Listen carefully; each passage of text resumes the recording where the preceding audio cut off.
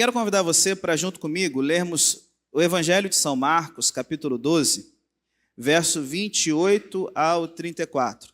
São Marcos, capítulo 12, verso 28 ao 34. Você encontrou aí? Eu vou estar lendo na Nova Versão Internacional. Diz o seguinte aqui a palavra de Deus, Evangelho de São Marcos, capítulo 12, verso 28 em diante. Olha o que diz aqui a Escritura. Um dos mestres da lei aproximou-se e ouviu Jesus discutindo com os fariseus e saduceus. E notando que Jesus lhes dera uma boa resposta, perguntou-lhe: de todos os mandamentos, qual é o quê? O mais importante.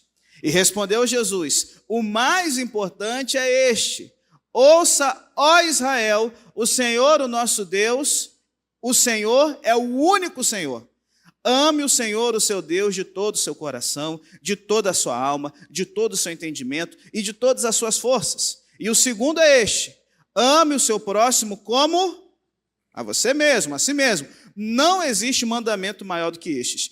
Muito bem, mestre, disse o homem. Estás certo ao dizeres que Deus é único e que não existe outro além dele, e amá-lo de todo o coração, de todo o entendimento e de todas as forças, e amar ao próximo como a si mesmo é o mais importante, é muito mais importante do que todos os sacrifícios e ofertas. E vendo que ele tinha respondido sabiamente, Jesus lhe disse: você não está longe do reino de Deus. E daí por diante, ninguém ousava mais lhe fazer perguntas. Eu queria te perguntar uma coisa. Deixa eu chegar aqui um pouquinho mais perto. Se a sua casa pegasse fogo hoje, qual seria ou quais seriam as coisas mais importantes que você ia se empenhar para salvar das chamas? Cachorro? Eu quero ouvir. O cachorro? Qual é o nome do cachorro? Teodoro? Então, aí, Teodoro já está na vantagem. Seria o primeiro, beleza. Pastor, mas como assim o mais importante? Não, tem coisas importantes. Se a sua casa pegasse, seu apartamento está pegando fogo, você tem que salvar. Eu só espero que Teodoro, tipo assim, a mulher está do lado, às vezes. Isso aí. Depois eu falo assim, Teodoro, não, você está junto, salvando, né? Malandramente. O que seria? O que você pegaria de mais importante na sua casa? Pastor, não sei, tem tanto. A Bíblia? A primeira coisa. Olha aí, a Bíblia, está valendo. E aí você, Glaucio? Se pegasse fogo no seu apartamento hoje? O Lael, tá certo. O Lael é o mais importante, vamos embora. Seria, quem sabe, o álbum de fotografias do casamento dos filhos pequenos? Quem sabe o notebook? Eu sei que tem muita gente aqui que está fazendo mestrado, doutorado. Cara, sabe qual que é a pior coisa de estudar? Quando eu estava escrevendo a minha dissertação de mestrado, deu um pau. E eu perdi 2 capítulos inteiros. E tive que reescrever. O bom é que o segundo não ia passar na qualificação. Então, foi metade do desespero embora. Mas é desesperador você. Imagina, o notebook, é claro. O PC, o HD. Eu não sei, não levanta a mão. Quem sabe você tem aquele cofre com uma joia, com um dólar, com uma coisa assim. Vou lá resgatar. Quando a gente pensa, por exemplo, no Corpo de Bombeiros, é engraçado que quando os bombeiros eles começaram nos Estados Unidos e tal, era um desespero sua casa pegar fogo, porque o Corpo de Bombeiros chegava e em vez de salvar as coisas, eles entravam nas casas, viam que era de mais precioso, levavam, que era o pagamento, e aí depois ajudavam a apagar as chamas. Mas assim, quando você pensa que algo vai se perder, que algo vai ser consumido, você pode dizer que tudo é importante. Mas na hora que você está quase perdendo tudo, que o mais importante vem o quê? À tona. Isso é uma coisa que a gente tem que ter em mente quando a gente começa a ler aqui o Evangelho. E essa pergunta feita aqui por um dos fariseus, um mestre da lei, para Jesus. Um problema que a gente tem quando a gente lê a Bíblia e quando a gente lê os Evangelhos é achar que a Bíblia é um livro atemporal. Eu tenho que ler e capturar o sentido como se fosse para hoje. Não, isso não funciona. A Bíblia, ela tem uma raiz temporal. Ela tem uma raiz na sua cultura. Ela tem uma raiz nas necessidades daquela época, que, é claro, vão lançar uma luz para a gente hoje. E quando a gente perde isso, muita coisa da Bíblia fica sem sentido para a gente. E isso aqui é uma. A casa do judaísmo havia pegado fogo cerca de 150 anos atrás, antes de Jesus nascer e de começar seu ministério. Os judeus haviam passado por uma prova de fogo por volta do ano 170 a.C. Um rei grego, do reino Seleucida, Antíoco IV Epifânio, ele havia decidido impor a cultura helenística, a cultura grega, goela abaixo, em todos os cantos do seu império, cujo império esse que a Palestina, que a Judéia fazia parte. Então ele colocou uma guarnição de soldados no monte do templo judeu, ele colocou uma estátua de Zeus olímpico no Santo dos Santos, e ele ofereceu porcos no altar de holocaustos do templo em Jerusalém e baniu a religião judaica. Ele proibiu a guarda do sábado, ele proibiu a circuncisão e ele ordenou que cada habitante da Judéia sacrificasse um porco num altar e prometesse fidelidade aos deuses olímpicos. E aquilo foi um desespero. O judaísmo estava pegando fogo, a casa dos judeus estava pegando fogo, e sabe, alguma coisa tem que ser salva. E eles então começam uma revolta, que é chamada de a revolta dos macabeus. Eles começam uma revolta popular para que eles possam ter a autonomia, a independência deles, para poderem praticar a sua fé da forma como eles achavam certos. E nesse momento de crise, o que acontece? Levantou-se algumas perguntas dentro da comunidade judaica, como, por exemplo, se a nossa vida for colocada sob risco de morte, quais são os mandamentos que a gente não pode deixar de guardar sob hipótese nenhuma? Por exemplo, os gregos começaram agora a atacar os judeus no dia de sábado. Por quê? Os judeus não trabalham sábado.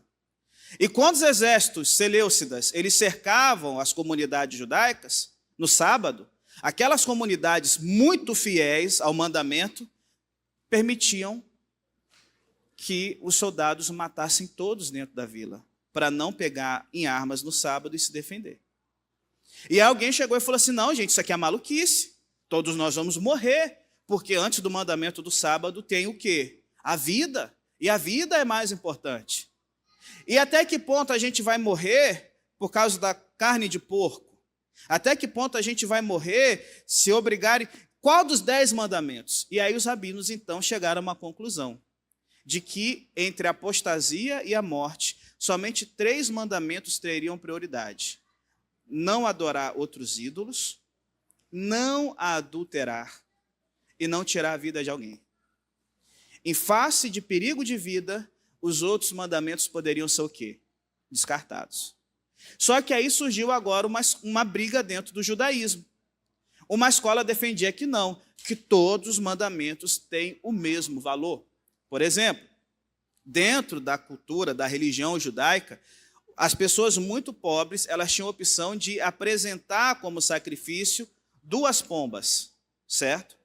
E aí tinha algumas pessoas dessa escola mais estrita que diziam o seguinte, oferecer uma pomba defeituosa é tão pecado para Deus quanto dormir com a mulher do vizinho.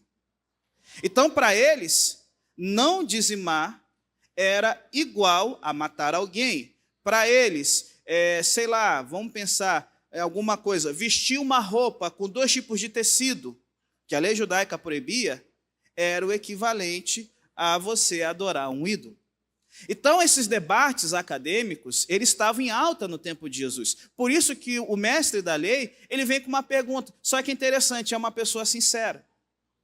Ele está acompanhando o ministério de Jesus, ele está vendo que o ministério de Jesus é diferente, e ele se aproxima com uma questão sincera, ao ver Jesus dando respostas sábias para fariseus e saduceus, ele pergunta, mestre, eu estou vendo o seu ministério, eu estou vendo o seu ensino, eu estou vendo que o senhor está apresentando algo novo, de todos os mandamentos, qual é o quê?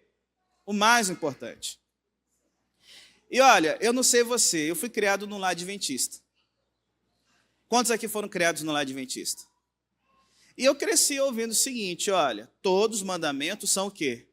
Iguais em importância, porque aquele que diz guardar toda a lei, mas pecar num só ponto, se tornou o quê? Só que a gente esquece que há um contexto para essa fala. Qual o contexto? De que os mandamentos têm valor, de que eu não posso escolher qual que eu vou cumprir, qual que eu não vou, mas ele quer mostrar o tamanho da pecaminosidade humana. Não existe uma pessoa que pode dizer, sou perfeito e sem pecado. Porque sempre existe algum mandamento na nossa vida que a gente vai ter o quê? Uma dificuldade. Jesus aqui está dizendo que sim, existem coisas que são prioritárias. Só que nessa resposta de Jesus, ele faz uma revolução na forma como nós devemos encarar a lei de Deus. Ele faz uma revolução na forma como nós vivemos a nossa religiosidade. E ele faz uma revolução na resposta dele, que muitas vezes revela a religiosidade tóxica que nós desenvolvemos. Que revolução é essa?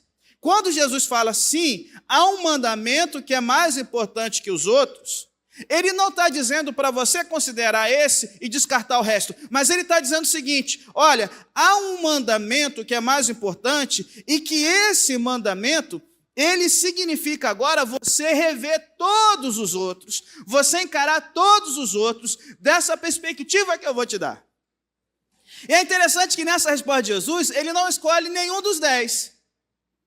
Porque na nossa cabeça, muitas vezes, os mandamentos de Deus só são 10, que é a lei moral que ele deu lá no Sinai. Só que na cabeça judaica eram 610 mandamentos.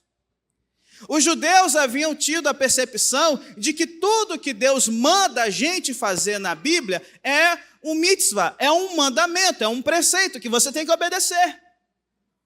E haviam 365 negativos e 268 positivos.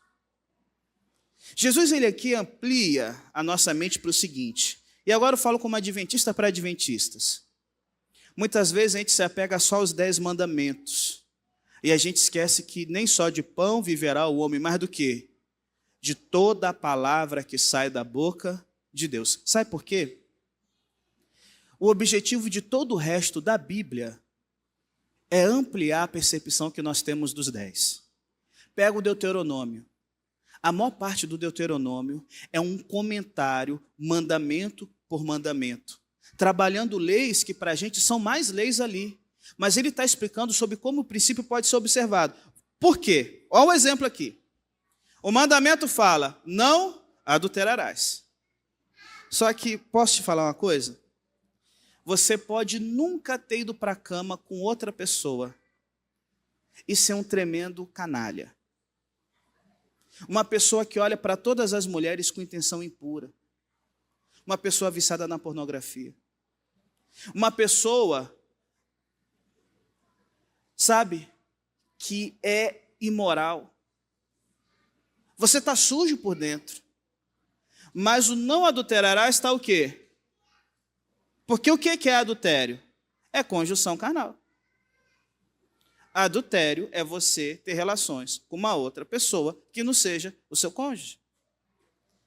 Vocês estão entendendo agora por que Deus começa com os 10 mandamentos? E em seguida agora, toda a Bíblia é uma orientação que aponta para um dos 10. Aí você entende Jesus falando, ouviste o que foi dito, não adulterarás. Mas eu lhes digo o quê? Se alguém fizer o quê? Olhar com intenção impura, o que ele já fez? A preocupação de Deus é que agora que a gente sabe os 10 passos iniciais, os 10 princípios universais, morais, que a gente possa encarar a vida pensando o seguinte, como isso vai afetar o meu dia a dia? Só que nisso, muitas vezes, a nossa tendência é sempre a gente pegar apenas um aspecto da vida cristã ou um aspecto do que Deus deseja para a nossa vida. Então, quando Jesus ele conversa aqui com o mestre da lei, ele fala o seguinte, o maior mandamento é ame o Senhor teu Deus de todo o quê?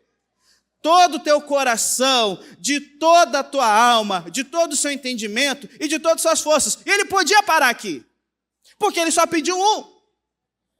Mas Jesus entende que ele tem que continuar a conversa, porque é justamente aí que a nossa religiosidade fica tóxica muitas vezes. Sabe como? Essa pergunta é feita por um mestre da lei também, lá em Lucas, capítulo 10. E quando Jesus responde, ele pergunta, quem é o meu próximo? E Jesus conta a história do bom samaritano. Sempre na Bíblia que você vê perguntas iguais com respostas diferentes, uma está lançando luz sobre a outra. E tem uma coisa que nos escapa muito quando a gente lê a parábola do bom samaritano.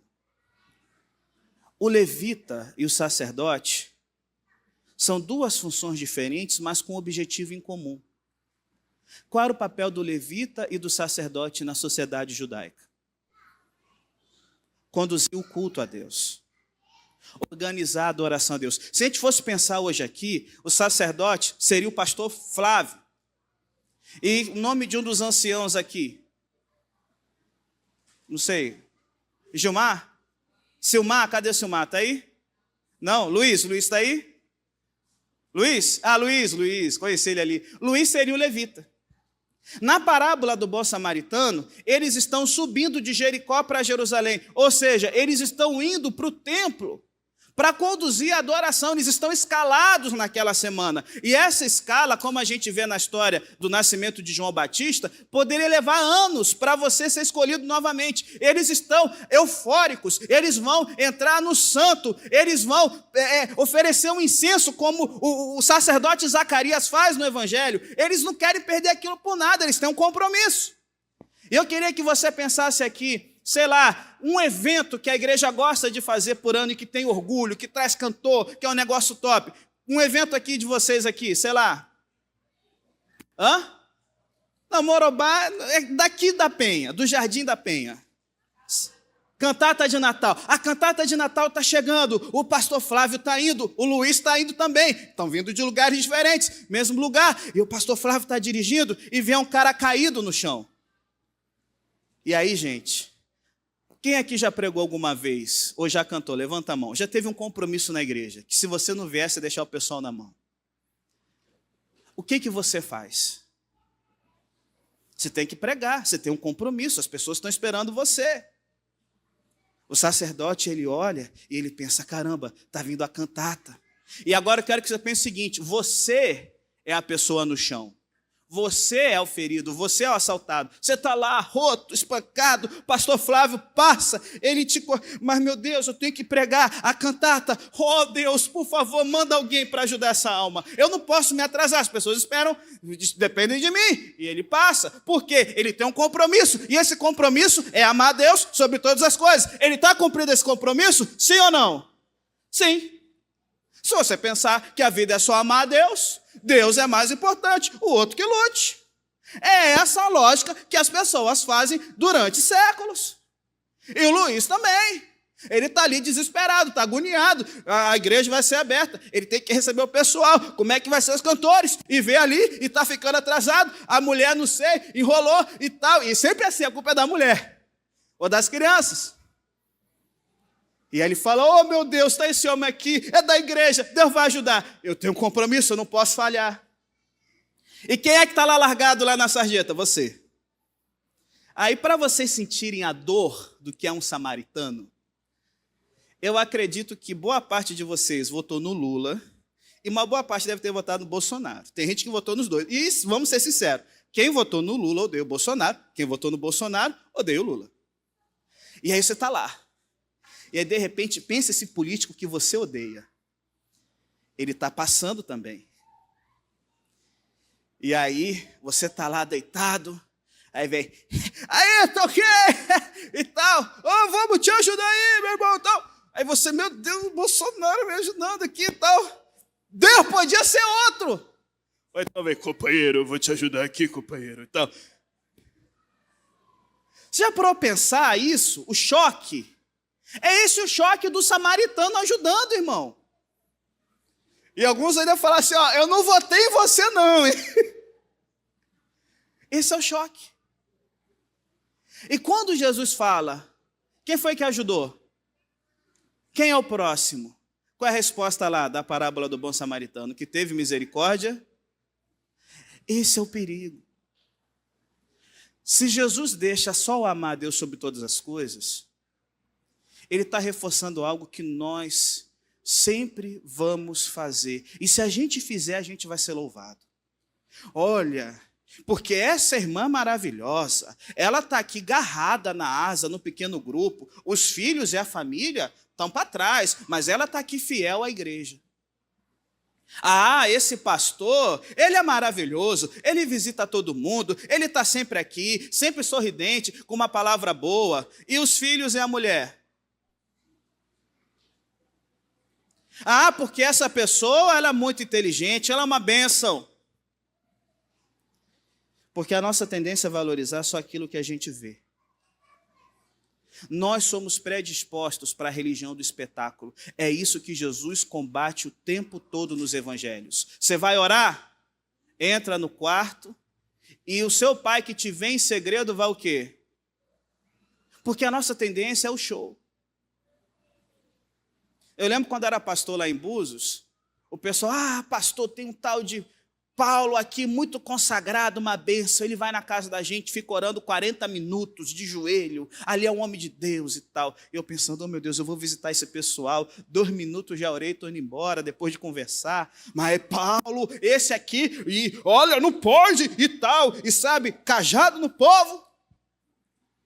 6 meses depois, apareceu a família atrás dele, ele tinha fugido de um hospício lá em São Paulo. Posso falar uma coisa com toda sinceridade? Cuidado.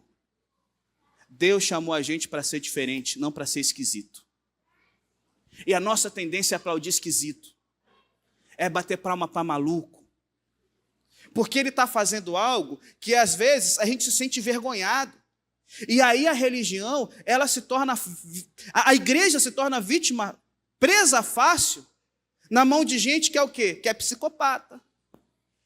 Na mão da gente que é o quê? Autoritário. Na mão da gente, de gente que é inflexível.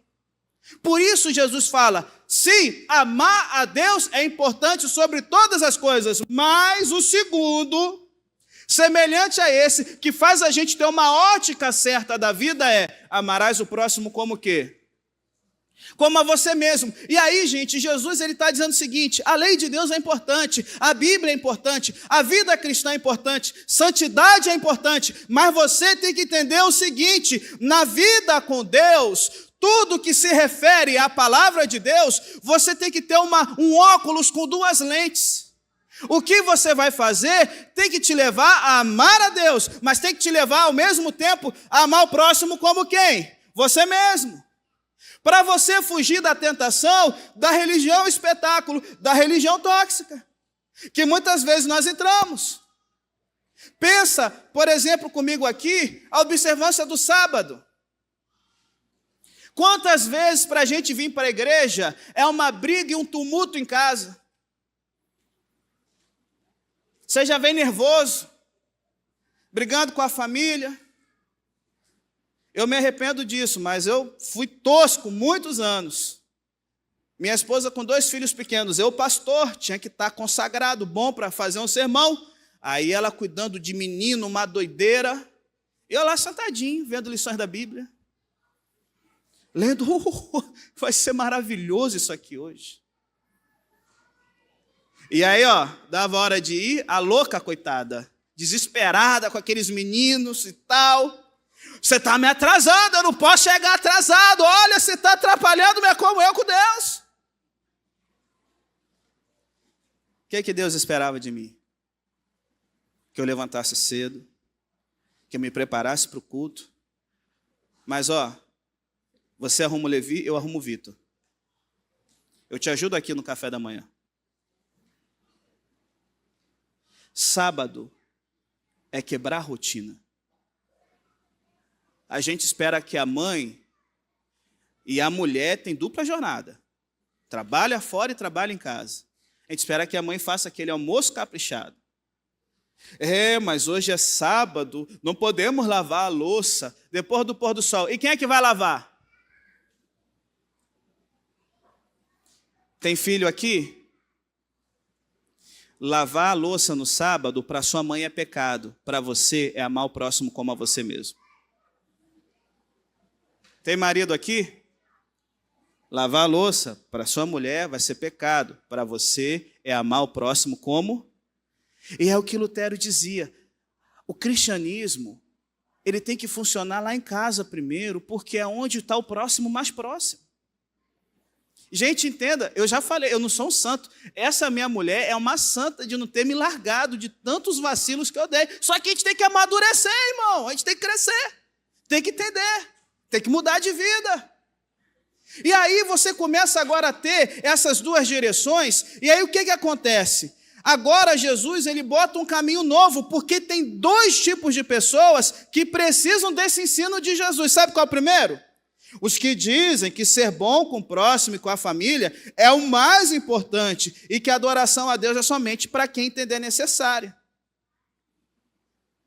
E esse é um perigo que eu vejo hoje no nosso meio.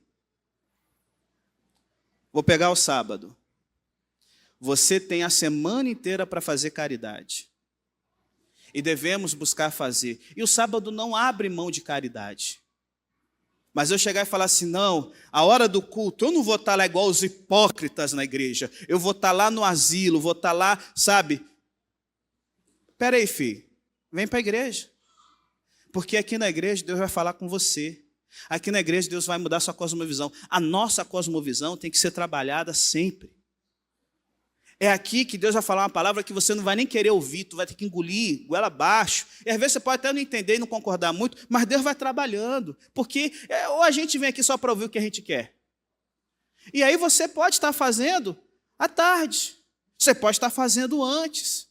Para a gente ser, sabe, uma pessoa semelhante a Jesus, a gente pode fazer o que ele fazia. Ele ia na sinagoga e ele curava sábado.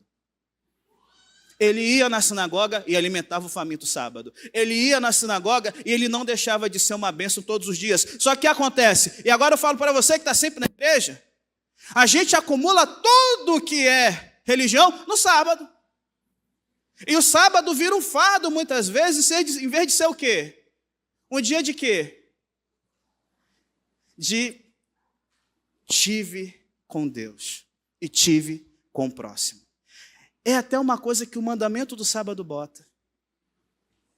Não farás nenhum trabalho. E olha, pensa comigo, numa sociedade machista, o mandamento do sábado trata a mulher no mesmo nível que o homem. Porque ele fala, nem tu, homem e mulher. E aí ele começa por gênero, nem teu filho, nem tua filha, nem teu servo, nem tua serva.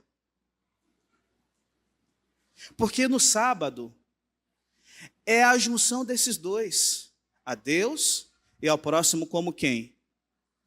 E aí o outro tipo de gente que essa percepção de Jesus pega é os que dizem que o dever para com Deus é mais importante do que o dever para com os outros. Só que lá em 1 João 4,20, a gente vê que a melhor maneira de amar a Deus é agir com amor em relação às outras pessoas. É o que a parábola do bom samaritano diz. É o nosso desafio hoje. Quero aqui encaminhar para a conclusão, contando para vocês uma coisa que, há um tempo atrás, lendo... Quem é que é da área de ciências humanas aqui? Tem alguém aqui da área de humanas? História, sociologia, filosofia? Tem um filósofo alemão chamado Theodor Adorno. Ele viveu no século XX. Ele viveu durante a Alemanha nazista, viveu a reconstrução da Alemanha, ele era de origem judaica. E ele se fez a seguinte pergunta: por que os alemães eles aderiram ao nazismo tão facilmente? E aí, então, ele desenvolveu uma ideia que é sobre a ética para a gente fazer escolhas certas. A sociedade alemã era uma sociedade de coronelismo. Uma ordem é dada e ela é obedecida. E ele percebeu que a sociedade alemã da época dele usava muito a razão, cadeia de comando. Uma ordem foi dada e a gente vai fazer. E a vida de muita gente é assim, só razão. Eu só vou tomar decisões racionais. Só que a razão pode tornar você uma pessoa extremamente fria, extremamente apática, com o sofrimento do outro, em prol de um bem maior. Todas as pessoas, gente, envolvidas com genocídios, massacres e, tragédias na história do século XX, estavam convencidas racionalmente que o que elas faziam era por uma causa maior. E aí ele fala, a razão não pode ser a única questão para você tomar uma decisão sábia. Porque você pode o quê? Tratorar pessoas, porque você foi convencido intelectualmente. E aí ele dizia que o dilema da nossa sociedade hoje é que vemos na sociedade massificada pela mídia, na sociedade de massas. em que a mídia o tempo todo, e ele está escrevendo na década de 60, viu? Do século passado. A mídia o tempo todo quer mexer com as nossas emoções para a gente tomar decisões. Vê o bueiro que virou Telegram e Zap hoje. Principalmente engajamento político. Está sempre o que ali? Mexendo com o fígado. Emoção, ódio, amor e tal, e prazer. É tudo assim, filme, propaganda, tudo. E ele fala o seguinte, essa sociedade que tem uma carga descomunal de emoção em cima das decisões das massas, ela também é perigosa. Porque a gente manipula sentimentos. Sentimentos são uma coisa fácil de manipular. Por isso que a gente vê tanta decisão desastrada hoje no nosso meio. Porque, eu senti que era assim. Eu imaginei que era o melhor para mim. Então ele fala o seguinte, boas decisões, elas são um equilíbrio entre razão e o quê? Sentimento. Você depende dos dois para tomar essa decisão. Cara, quando eu li isso em Adorno, e Adorno, gente, ele não é um cristão, ele não é nem judeu. Assim, o judeu de origem étnica. Adorno era um marxista, ateu. Não lembro se era ateu, mas ele, materialista. Eu falei, caramba, Adorno está falando de uma coisa que o Evangelho já falou antes. Se na minha vida eu tomar decisões pensando em amar a Deus sobre todas as coisas e o próximo como a mim mesmo, eu trabalho razão e emoção para tornar a vida das pessoas algo melhor. Porque na ética cristã é iniciativa e não omissão. Quando você lê os 8 caminhos do Buda para você vencer o karma, é sempre negativo. A ética de ouro do Islã, do budismo e outras religiões é negativa. Não faça com os outros o que você não gostaria o quê? Que fizessem com você. Você não quer apanhar? Não bata. Você não quer ser roubado? Não roube. A ética de Cristo é positiva. Faça com os outros o que você gostaria que o quê? Que fizessem contigo. Você não gostaria de ser roubado? Não. Mas o que você pode fazer em prol daqueles que são roubados? O que você pode fazer em prol daqueles, sabe, que sofrem? O que você pode fazer em prol do próximo? E aí, gente, quando a gente entende essa religião, quando a gente entende esse caminho de Jesus, aí você entende, porque em outros momentos ele vai falar para o jovem rico, você quer herdar a vida eterna? Guarda os mandamentos. Porque os mandamentos, quando vistos pela ótica de amar a Deus e do próximo como a gente mesmo, não se tornam fonte de salvação, mas se tornam a fonte de uma transformação interna que ajuda a transformar o que cerca você. Eu quero fazer um apelo aqui essa manhã. Até quando a gente vai ter uma religiosidade manca, com apenas um aspecto? Esse é o problema do cristianismo hoje. Quando eu estava fazendo mestrado em História, teve uma coisa que me surpreendeu. Tinha uma palestra sobre Nietzsche e como ele falava que o cristianismo ele emasculou a Europa, com a ênfase de misericórdia, bondade, que isso é uma coisa dos fracos. E aí, na mesma faculdade, tinha uma palestra sobre como o cristianismo bestializou a humanidade com a coisa de dominância cultural e colonialismo e tudo mais. E eu pensava, cara, como é que alguma coisa pode emascular e brutalizar ao mesmo tempo? Aí tinha uma palestra falando que o cristianismo ele é racista. E uma outra palestra falando que como os princípios de que todos são filhos de Deus ajudaram nas campanhas no Reino Unido contra a escravidão no século XIX. Como é que alguma coisa pode promover o racismo e a irmandade dos homens ao mesmo tempo? Eu não conheço ninguém que seja gordo e magro ao mesmo tempo. Preto e branco ao mesmo tempo. E isso é ilógico. Se alguém me viesse e apresentasse uma fé assim, eu ia falar assim, cara, isso não existe. Só que aí, um momento eu comecei a pensar, o grande problema é que as pessoas sempre querem ficar só com um aspecto, ou amor a Deus, ou ao próximo, e eles têm que andar juntos. O cristianismo é algo paradoxal, gente. Ao mesmo tempo que ele estimula o jejum, você vê Jesus festejando. Ao mesmo tempo que ele fala, pare para descansar um dia, ele fala, trabalhe 6. Ao mesmo tempo que ele fala que Deus é santo e justiça, fala que esse Deus ele tem a sua natureza de amor. E é quando a gente abraça a fé cristã como ela é, que a gente não vira uma caricatura. Mas nesses paradoxos da fé, a gente vira uma bênção para as pessoas que nos cercam.